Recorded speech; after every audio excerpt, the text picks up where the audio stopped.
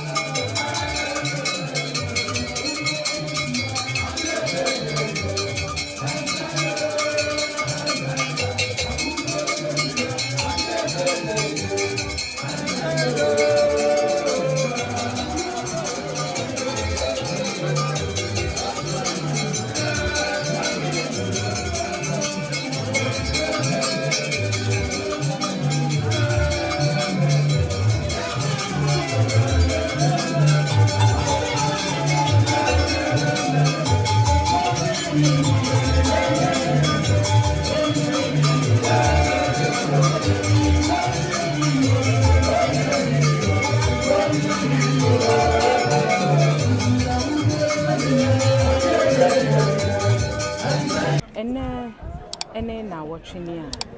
ebi akase ebo asantememu yina ya de prepared dance kase adom edidi mu for kase ya mansan yina enoma no na na kuna bi ya beneto so mu yesi asantememu yina ekrakọ na mama ne amane mu no ene oba me chef kase mu ne somo a no somo ne ho abakasa mu Savior Church of Ghana. Savior Church. The Savior Church of Ghana. Aye for one GD. One aye ma no aye fe. No tene nya so for panyi wa ha. Do mo ye no akon na efe. Ti be di ho nkomo kaka. Me din no eye ma me fozia. So for asumdwe nkan wo. Me di say ye monchi ano. Yo. E ba so enede. The Savior Church of Ghana. Ana mo ne na hema. Esumo enema papa ye amanoif dedi kan pa che frose a frame opening Isaac Asrifi na head pastor ewo Bonre na sorry no ya chichem tinchemu no mu no ye wo zone me da ba kwa no zone no ya create church no 40 bia ye one zone me da ba kwa ano e wo bonwire en sorry ma kuma ko 40 na da no bonwire na se bonwire nso so na se mo the Savior Church School model 2 nana kunadu yado motoso miensa na the Savior Church nana Santehima ebrewa bekwa sorry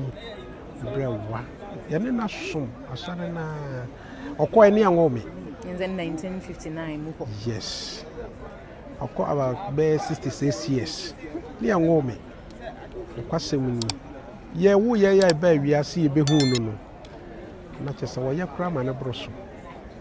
wasoma sore wasoma santeman nti ebeye 10 years ni mua na ewe na ye asore no ye program kese bi about nana Santehima na program ni nyina ne say asore ni si school kese nana say ni din at that school ni so awo ne niema pa no wo yenti say ni din ka asore ni e ka santimam e ka Ghana man nyina wenti ye no ye nyina ye papa nana setu opemso nana setu nyam kese ono so di nanimu nyam ebe ta akire oni na hima nyina babo nwe ebe tena ase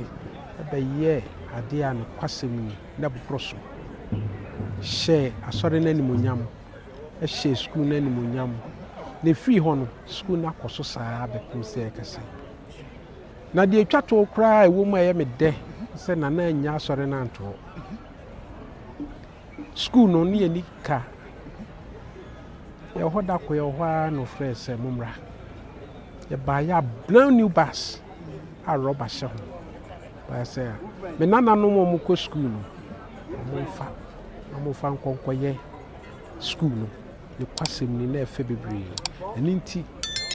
ye hu de en kan fa nana ho ne kwasem ye ni atutu aka ensem ko se ne ma oye wa sori ni ne ma pa ne nchen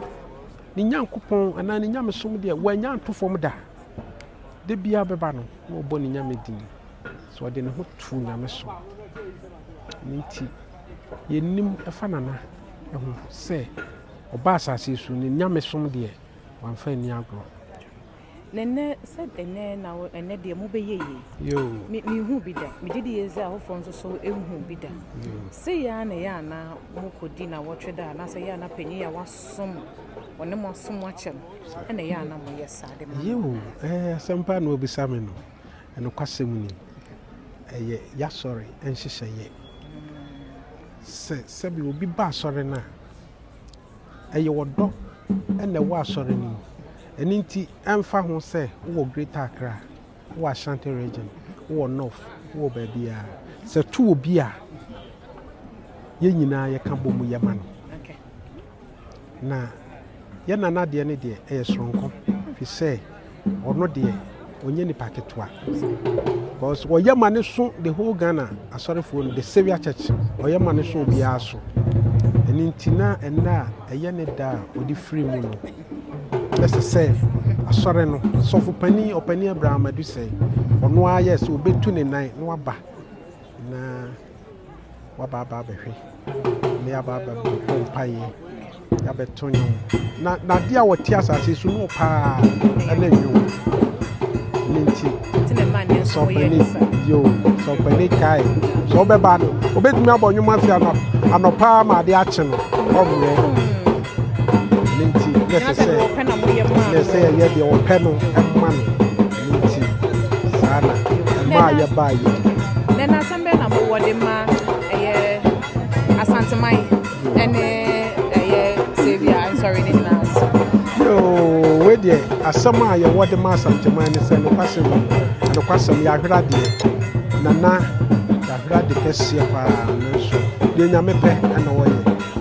asi owo kra bia nkwanti menye so ɛya nso yɛ biribiara deɛ yɛn nipa pɛ no